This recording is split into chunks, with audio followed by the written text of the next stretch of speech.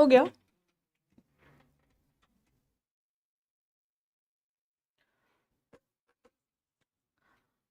Hi, I am Vidushi, and you are watching Daily News Simplified, an answer to what, why, and how of newspaper analysis from the UPSC perspective.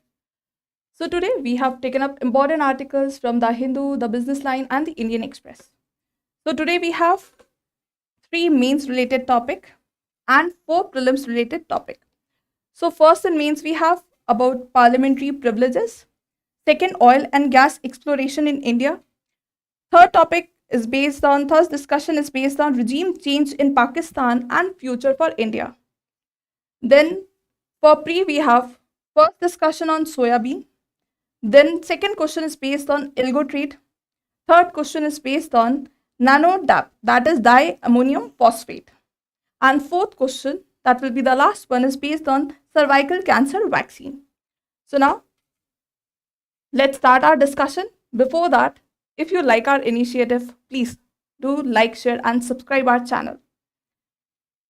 So let's start our session with our first article, which appeared on The Hindu, the Indian Express, and the Business Line. So this makes it quite important. So context is that these articles based on a landmark judgment provided by 7-judge bench of Supreme Court. And in this, Supreme Court declared that parliamentary privileges or immunity will not protect legislators who take bribe to vote or speak in the parliamentary proceedings or in state legislative assemblies from criminal prosecution. Okay. Now, parliamentary privileges are connected to the functioning of the parliament. And here you can see that parliament and state legislature is quite important theme under GS paper 2. Plus, here we will talk about the ethical conduct of legislators, which is important from the perspective of GS paper 4. That is probity in governance. So, it is important from the UPSC perspective. Thus, UPSC has been asking question based on privileges. There was a question based on Article 105 of the Constitution, which came in year 2014. Okay. Now, let's start our discussion with what do you mean by parliamentary privileges? See, parliamentary privileges, it is a sum of RIE, sum of rights, immunities, and exemptions enjoyed by each enjoyed by each house collectively and by each member individually. So with this, we can make it that there are 2 types of parliamentary privileges, collective and individual. Collective means it belongs to the house legislative, and individual means it belongs to member of the house. Now, any house can punish member or any outsider for breach of its privileges. Okay. And it is not only extended to member of the house. It is also entitled to person. It is also provided to person who is entitled to speak in the proceedings of the house. For example, Attorney General of India, Union Ministers, etc. So, here we have 2 important constitutional provisions. First is Article 105, which stipulates that no member of parliament shall be held liable for any vote cast in the parliament. This is for the parliament. Then we have another important article, that is Article 194(2). It extends these privileges to member of state legislatures. So these are the important constitutional provisions associated with parliament privileges. Now, what is the rationale behind such immunities? We give immunity, we give exemption so that one can perform effectively and independently. But without these privileges, it will be very difficult for house to ensure its authority, accountability, and it will be very difficult for members to discharge their responsibility without facing any kind of obstruction. And that is the rationale behind giving such immunities. So this is all about the static part related to parliamentary privileges. Important articles. What do you mean by parliamentary privileges? That is sum of certain rights, immunities and exemption enjoyed by each house of the parliament and members of each house of the parliament. Now, to understand this landmark judgment, first we need to understand two important cases. First is Sita Soren case and second is P.V. Narasimha Rao case 1998. So it all started in year 2012. So Sita Soren, she a member of Jharkhand Legislative Assembly and she belongs to JM, Jharkhand Mukti Morcha political party. So she was accused of accepting bribe for voting, and because of that she was charged under Prevention of Corruption Act. Now because of this she approached High Court to ask for relief under immunities provided under Constitution Article 194(2). Now here High Court relied on P.V. Narasimha Rao case judgment. High Court relied on this judgment and High Court held her guilty. So High Court held her guilty, then she approached Supreme Court. Okay. Now when she approached Supreme Court, to understand that why High Court held her guilty, we need to understand by P.V. Narasimha Rao case.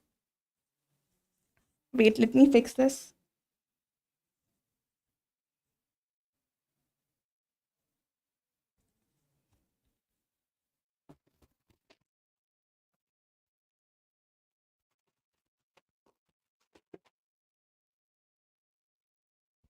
So, in year 1993, P.V. Narasimha Rao government was accused of bribing MPs to vote in favor of government during no confidence motion.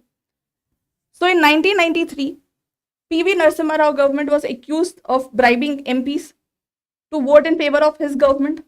And in 1996, CBI registered case against 6 Jharkhand Mukti Morcha party MPs and a member. See, these MPs, they accepted bribe and voted. And there's a member who accepted bribe, but he abstained from voting. Okay. 6 candidates, they accepted bribe and voted.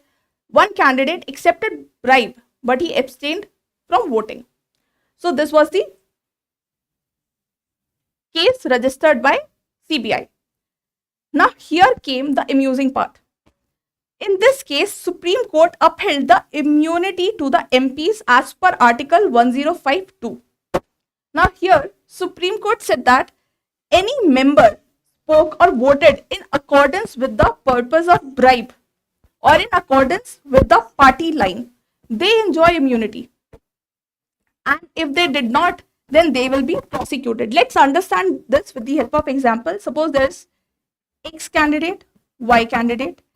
X candidate given bribe to this Y candidate to vote for Z candidate.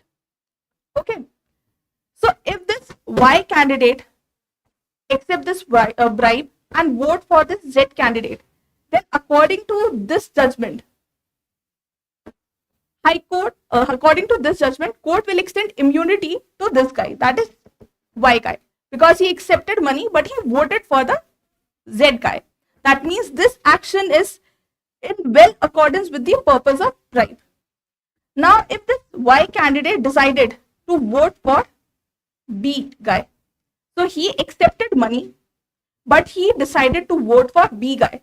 So he accepted money, X given money for Z guy, but he decided to vote for B candidate. So here his action is not well in accordance with the purpose of bribe. He got bribe to vote for Z candidate and not for the B candidate. Got it? So if members spoke or voted in accordance with the purpose of bribe, then he will get immunity. But if he did not, then court will not extend immunity. Then that person will be prosecuted. Okay. And that is the reason I told you 6 guy and CBI registered case against 6 JM guys, Jharkhand Mukti Morcha, and there's one another candidate who accepted. So that is why court did not extend the immunity to the MPs who abstained from voting. And court extended immunity to those 6 candidates accepted money and voted for that guy. Okay. So here that member who taken money but abstained from voting, court denied immunity to that guy. Okay. So court denied immunity to that legislator. Now come back to Sita Soren case, that why High Court held her guilty. She received a bribe to vote for independent candidate, but she voted for someone else. So she taken money, but she voted for someone else. And that is why High Court held her guilty, because her action is not in accordance with the purpose of bribe. Got it? So that's why High Court held her guilty. Now, in current judgment, Supreme Court overturned its own judgment, that is PV Narasimha Rao case 1998. Now, here, as you can see, overruled its judgment, 1998 judgment. Now, there is no immunity if any legislator is associated with bribe. Got it? So now, let's understand key observation made by Supreme Court. So, there are 3 major observations made by Supreme Court in this case. First, associated with privileges in India, nature of privileges in India. Second, bribe as a crime, and other observations. So here, Supreme Court highlighted that privileges are not absolute in nature. Supreme Court said that legislator cannot claim immunity based on constitutional provisions. Just relying on constitutional provisions, legislator cannot claim immunity. Why? Because somewhere it fails to fulfill 2-fold test. First, bribery is not well connected to collective functioning of the legislative house. This is the first test. Second, bribery is not essential for anyone to perform its duties. So it's not necessary to discharge your essential duties. So because of these two, Supreme Court held that privileges are not absolute in nature. Second,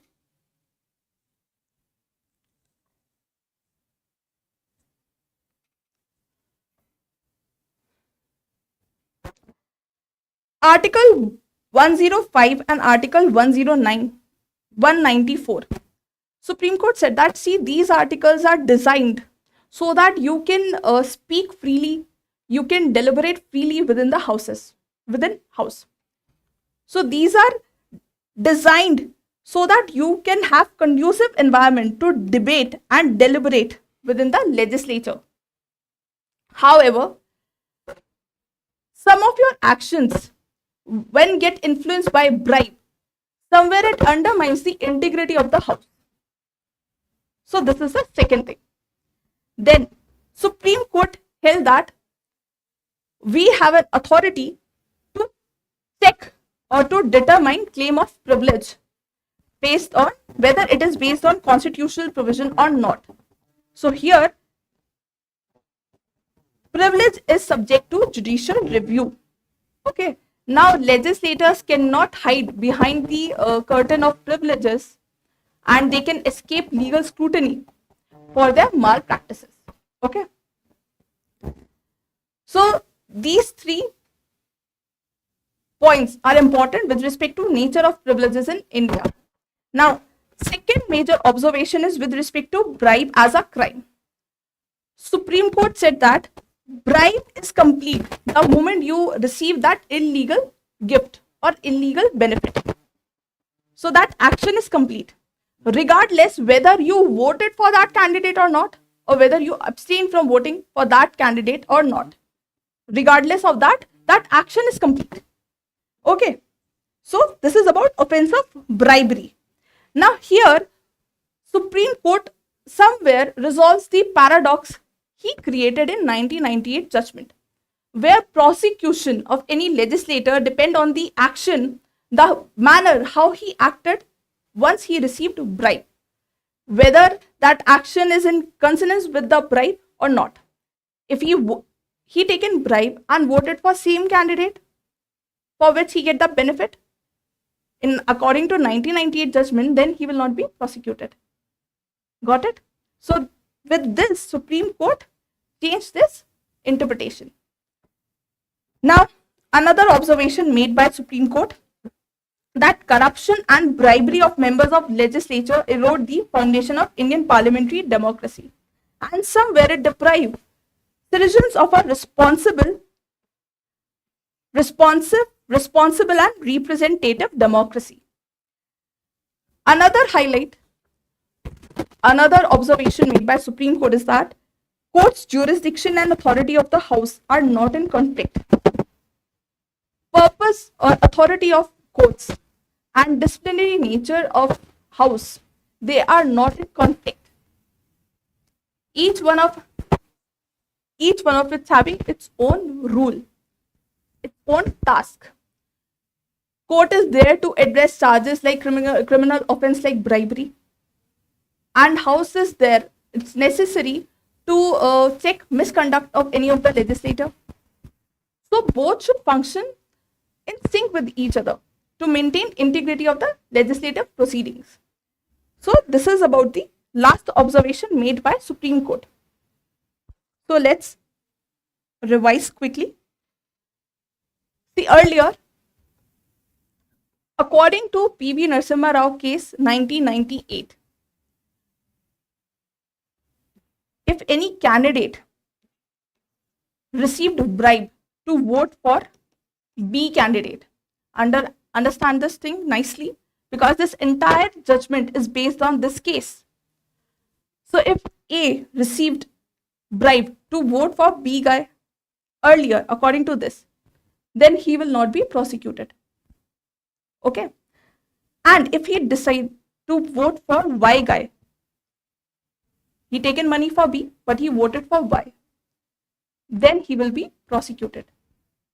Then he will not enjoy the immunity. Okay.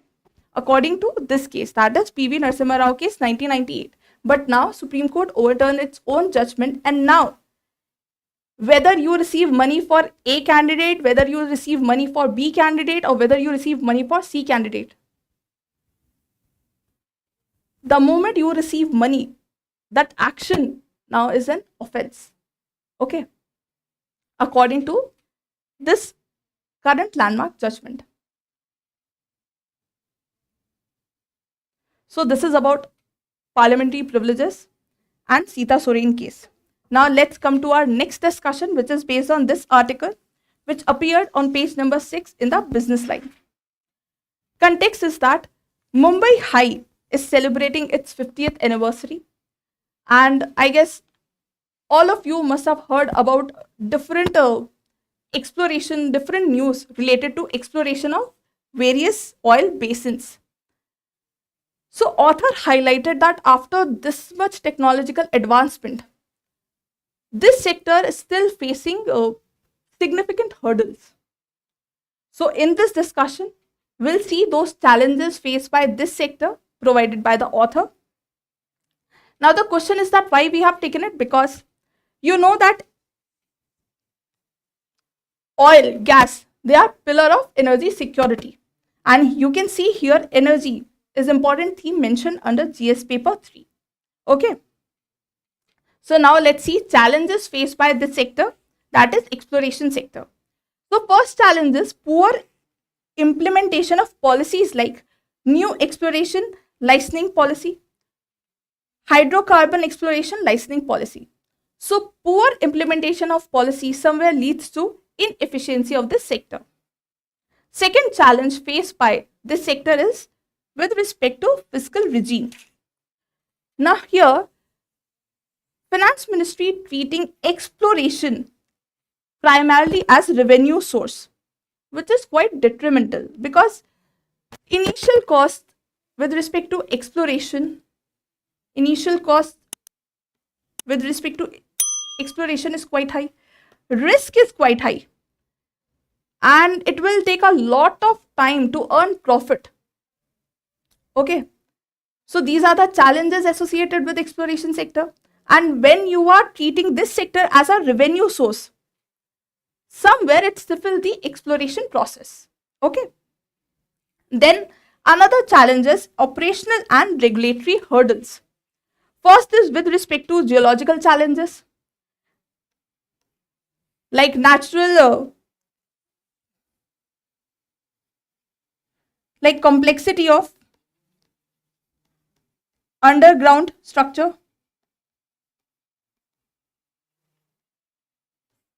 geological challenge, then poor data about resource, about exploration sites, then no area zone designated by Ministry of Defense, which somewhere limit the exploration process, then high taxation faced by this sector, plus lack of finances. All these challenges further aggravate the problems or issues faced by exploration sector. Now, in this article, author highlights the importance of Mumbai High. That what are the unique properties of Mumbai High which has increased its prospects. That's why article says, why is there only one Mumbai High? Okay. So as you can see in this image, Mumbai High is anti-clinical structure.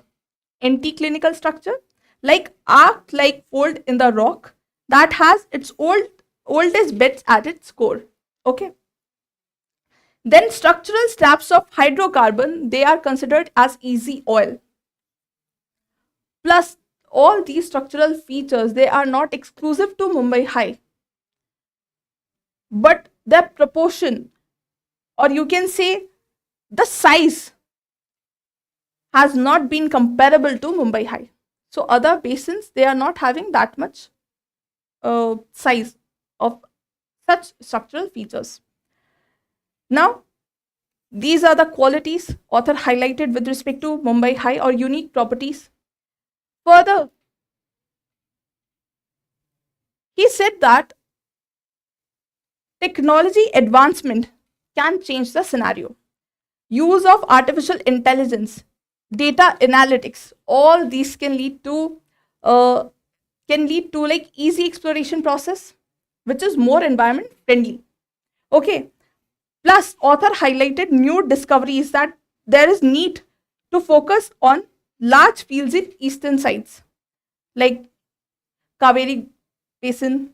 There is need to focus on eastern side India.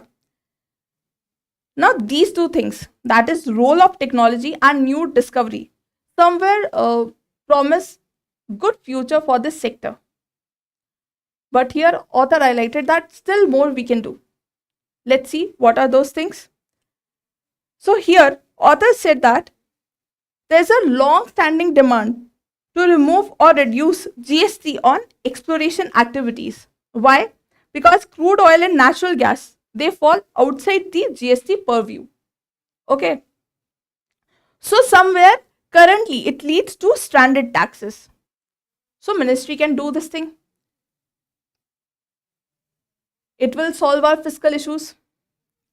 Second is, author said that we need to see or we need to recognize this sector, that is oil and gas exploration sector, as strategically vital for energy security. And we need to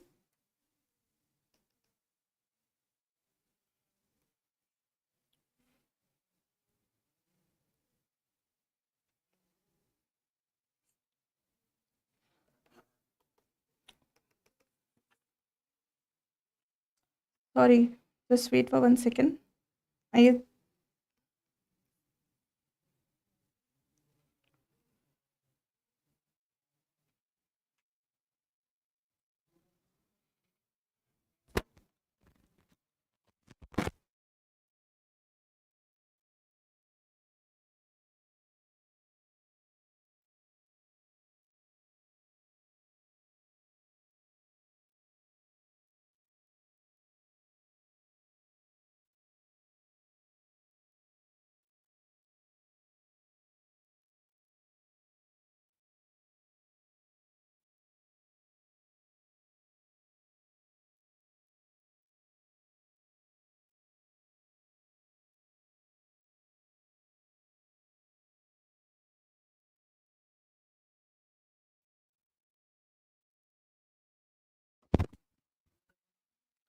So here, author highlights that we need to recognize oil and gas exploration as strategically vital for energy security. Also, we need to incentivize our exploration. We know the challenges: high cost, future profit, high risk. So we need to incentivize exploration. Okay, so these are the essential steps which we can take to have optimum utilization of this sector. Okay, so this is all about Mumbai High. Now let's come to our third topic, which is based on this news article which appeared on page number 11 in the Indian Express. Now, you all know that Shehbaz Sharif, he assumed office as Pakistan Prime Minister. So here, author highlights that this somewhere shifts the attention to a new phase of bilateral relations between India and Pakistan. Now you know that India and its neighborhood relation is important theme under GS paper 2. So that's why we have taken this article. Now let's come to the major prospects highlighted by author with respect to India and Pakistan. So author talk about prospects under Shehbaz Sharif. Then India's foreign policy under Modi. He also talked about Pakistan complexities with India. Then economic disparity, gap between India and Pakistan. Then challenges associated with Pakistan's balance of power. And what are the opportunities for India? So he said that both the countries see limited benefit and high cost in improving relations. Why? Because Pakistan new government may face political backlash for engaging with India. Plus, Modi expected to start third term. So he is in a better position to engage with Pakistan in his own terms. So that's why limited benefits and high costs involved in improving relations. Further, he said that under Modi, India has deprioritized Pakistan in its foreign policy. India has moved away from previous engagement protocol established in year 1990s. Okay. And he further highlighted Pakistan complexities associated with India. That Pakistan is insisted on India to reverse 2019 Kashmir constitutional changes. Also, Pakistan leadership is quite vocal about liberating Kashmir. So these are the complexities involved India and Pakistan. Further, he highlighted economic disparity, that India's economy is much larger than Pakistan. So India's GDP is $3.7 trillion compared to Pakistan's $350 billion. You can see the difference here. So economic disparity is there. Then he further highlighted challenges in Pakistan's balance of power. So current changes somewhere necessitates Pakistan to align its internal as well as external policy. Because Pakistan caught between different allies like China one side and US one side. Okay. Then Gulf allies, they are developing closer ties with India, which somewhere creating complex situation with Pakistan. Then Pakistan long-term strategy in Afghanistan is under strain following US withdrawal and Taliban resurgence. So these are the challenges Pakistan is facing with respect to balance of power. But still, author ended this article with a positive note that still opportunity is there for India. Besides ongoing difficulties between India and Pakistan, India might improve its relationship with Pakistan by engaging with diverse groups like economic, political, social, etc. Also, there is chance for Pakistan also to improve relationship. Okay. So this is all about India and Pakistan bilateral relationship. Now, let's proceed to our pre-section. So first discussion is based on this news article which appeared on page number 10 in the business line. And context is that palm oil prices will be under control due to large soybean crop and weak soft oil rate. Okay. Now, why we have taken? Because major crops and cropping pattern in various parts of the country is important theme under GS paper 3. Also, UPSC has been asking question based on crops. So there was a question on palm oil came in year 2021. So here we have taken a practice question based on soya bean. Okay. So here we provided you with 4 statements and you need to identify the correct one.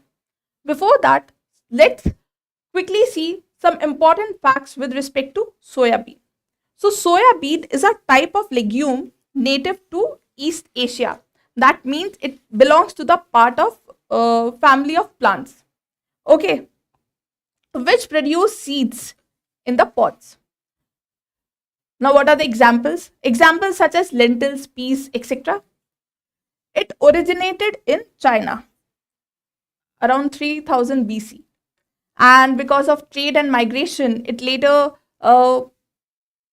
it spread to other parts of Asia. You can see in India we have Japan, North Korea. Okay. Then talk about global production and export. Remember that India is not the largest producer or exporter. Okay. United States, Brazil, Argentina and China, they are the major, or you can say global producers and exporters. In India, Madhya Pradesh is the leading state, contributing around 43% of the total area cultivated and 49% of the total production as of 2023 and 24. Then soya bean is highly nutritional crop, contains 40% of the protein and 20% of the oil content. It is processed into a variety of products including soya milk, tofu, soya sauce and biodiesel. Okay. Now let's come and solve our practice question.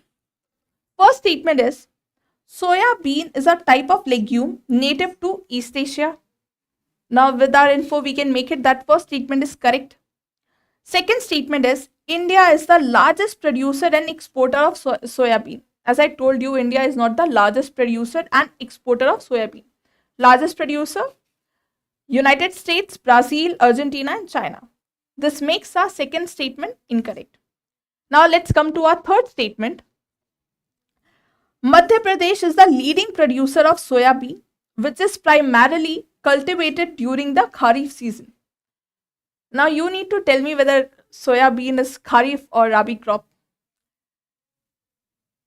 Now Madhya Pradesh is leading producer of soya bean. Yes, true. Now let's come to the fourth statement.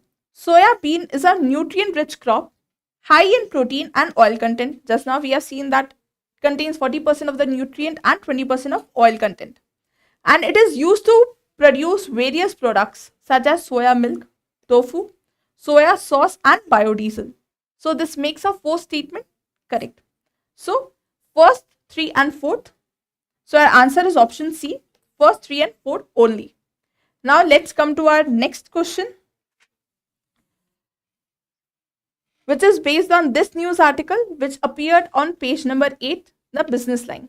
Context is that then global traders, they are ready to begin their trading journey in Gift City, Gujarat. Okay. Now why we have taken it? Because it is linked to Indian economy and issues related to planning, mobilization of resources, plus effects of liberalization on the economy, important themes under GS paper 3. Also, UPSC has been asking question on recent developments with respect to economy. There was a question based on beta came in year 2023. Okay, last year only. So here we have taken practice question on algo trading. So what do you mean by algo trading? Algo trading is use of predefined programs to execute trades. So here a set of instruction, or you can say algorithm, is fed into computer, after which it operates automatically without human interference. Okay. Now you know traditionally traders need to continuously monitor stock. or they execute trade. So somewhere there is a chance of delay. There is a chance of less attention. So it will cause a problem, error. So algo trading will solve all these issues, because here you are automatic. Here a set of instruction is given or fed into a computer program which work automatically. Okay. So that is why SEBI allows algo trading in India, but regulates its usage. So you need a prior approval from exchange to implement algorithmic trading. Okay. So now let's come and solve this practice question. Here you are provided with two statements and you need to identify the correct one. So the first statement is, algo trading is a process of executing a trade using automated computer-based programs, consists of trading instructions. This statement is correct because it is a process of executing trade using automated computer-based program. So no human intervention. Second, algo trading is banned in Indian Stock Exchange. Just now I told you that SEBI regulates its usage. So it's not banned. And with the context, you can make it that 10 global, 10 approx 10 renowned investors, they are coming to India. So it is not banned in Indian stock market or Indian stock exchanges. Okay, so this makes option A as our correct answer. Only one. Second statement is incorrect. First statement is correct. So let's come to our third question, which is based on this news article which appeared on page number 10 in the business line. Context is that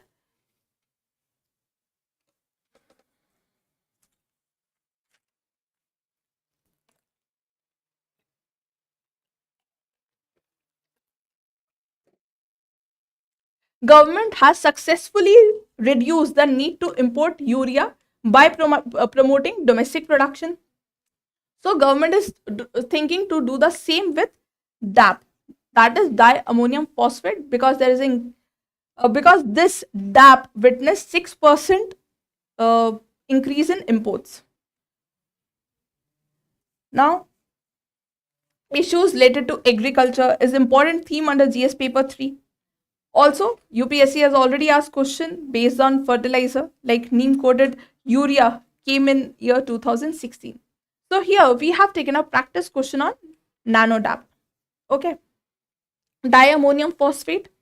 It is a good source of nitrogen. Let me write it here. Nitrogen and phosphorus for plants. Why nitrogen? Because it is a key component of chlorophyll. So it is quite vital for photosynthesis, and phosphorus is quite critical for cell membranes, DNA. Okay. So it's a very good source of nitrogen and phosphorus. Now let's come to nano DAP. Nano DAP is indigenous and non-subsidized fertilizer. Non-subsidized fertilizer means it is not supported by the government. So it is indigenous in nature, totally in India, and non-subsidized. Formulation contains nitrogen 8%, weight per volume, and phosphorus, that is pentoxide, P2O5, 16%, weight per volume. So this is about formulation. Now let's see its benefits. First, it's quite efficient because nutrient use efficiency is more than 90%. Plant can utilize 90% of the nutrient. That leads to less wastage. Got it?